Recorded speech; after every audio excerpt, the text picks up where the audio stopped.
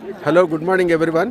ఇప్పుడు మీరు చూస్తున్నది Sadhguru Jaggi Vasudev's Isha yoga centre, 70 kilometres from 70 kilometres from Bengaluru.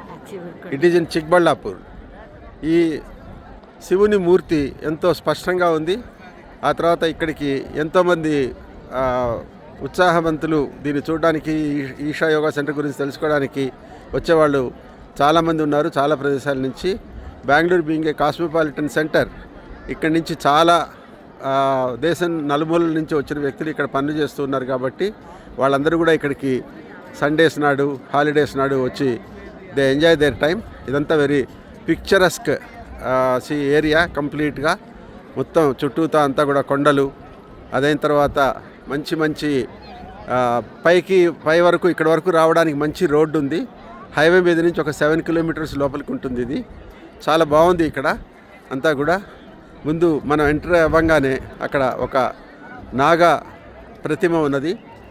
నాగేంద్రాయ అని చెప్పేసి ఒక నిరంతరం ఒక మంత్రాన్ని జపిస్తూ మనం దర్శనం అక్కడ చేసుకోవచ్చు. అదైన తర్వాత ఇక్కడికి వస్తే ఈయన ఒక శివుడి విగ్రహానికి ముందుగానే నందీశ్వరుడి విగ్రహం కూడా ఉంది.